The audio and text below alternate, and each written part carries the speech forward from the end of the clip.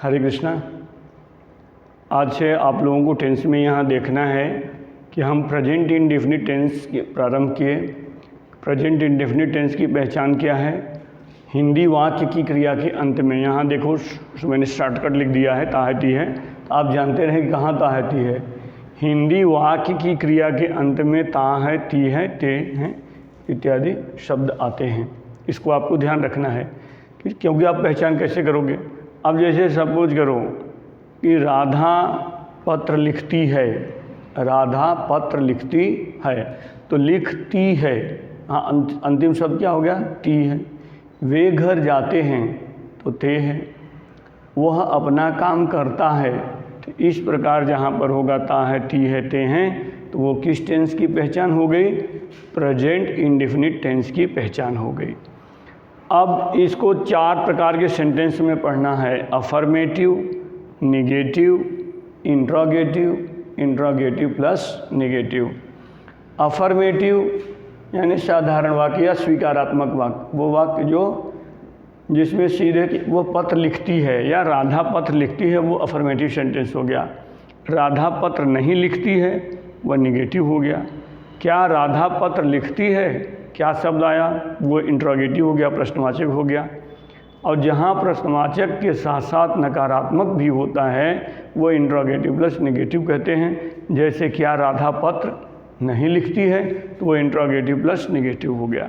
तो सबसे पहले आप अफर्मेटिव सेंटेंस देखें और इसके रूल समझें। इसके बाद तब हम निगेटिव बताएंगे, इंट्रोगेटिव बताएंगे, इंट्रोगेटिव प्लस निगेटिव बताएंगे।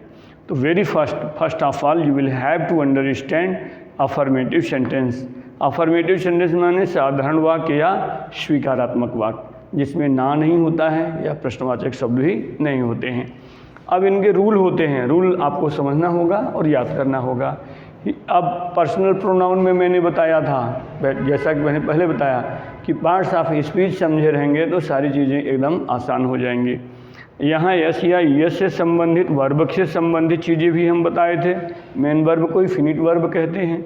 अब पहले यहाँ देख लें कि ही, शी, इट वह सिंगुलर सब्जेक्ट के साथ, किसके साथ? एक वचन या सिंगुलर सब्जेक्ट के साथ क्या करते हैं?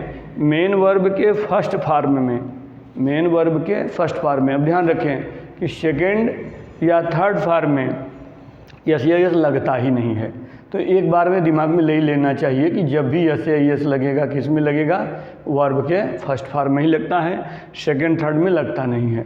जैसे गो में गोज होगा, वेंट में वेंट्स नहीं होता है, गान में गान्स नहीं होता है, क्योंकि पहले थर्ड फॉर्म है और सेकेंड फॉर्म। तो यहाँ पर यस या यस लगाया जाता है। और दूसरा रूल क्या है? आई, वी, यू, दे तथा अन्य प्लूरल सब्जेक्ट के साथ मेन वर्ब के फर्स्ट फॉर्म में यस या यस नहीं लगाया जाता है। ठीक। अब जैसे आपको समझना है कि राधा पत्र लिखती है, अब यहाँ समझें। आप लोग ये नियम पहले उतार लो, उसके बाद फिर हम आगे बताएं आपको। ठीक है?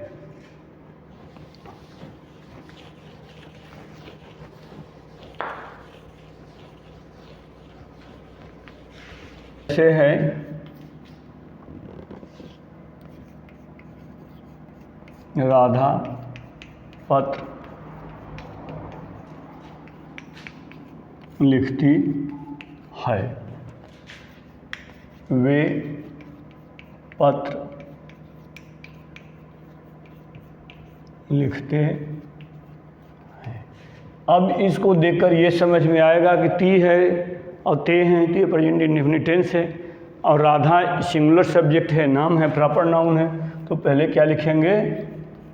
राधा। अब राधा के साथ, अब देखो ये इधर से हम बात करेंगे एकदम सही हो जाएगा। ये बड़ा सरलता होता है। राधा लिखती है तो राइट्स ए लेटर, और वे पत्र लिखते हैं, दे राइट ए लेटर। अब यहाँ पर राधा के साथ मेन वर्ब में हमने यहाँ यस जोड़ा और यहाँ दे के साथ नहीं जोड़ा। क्यों नहीं जोड़े? क्योंकि ये रूल है, ये नियम होता है।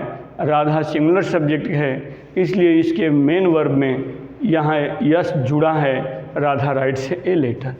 अब दोनों में एक चीज़ और समझना, हिंदी व्याकरण में अंग्रेजी व्याकरण में अंतर होता है। हिंदी व्याकरण में राधा पत्र लिखती है तो सब्जेक्ट के तुरंत बाद क्या आता है, ऑब्जेक्ट, उसके बाद क्या होता है, वर्ब। और अंग्रेजी व्याकरण में क्या होता है, राधा के तुरंत बाद verb. Radha writes a letter, इसीलिए यहाँ पहले इसकी अंग्रेजी लिख दो राधा, फिर उल्टे अनुवाद कर लो राधा राइट्स। अब क्या लिखती है, ए लेटर।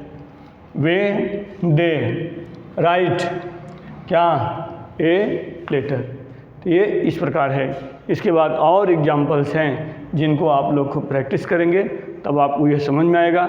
इसके बाद हम बताएंगे आप लोगों को निगेटिव सेंटेंस। ठीक है, हरे कृष्णा।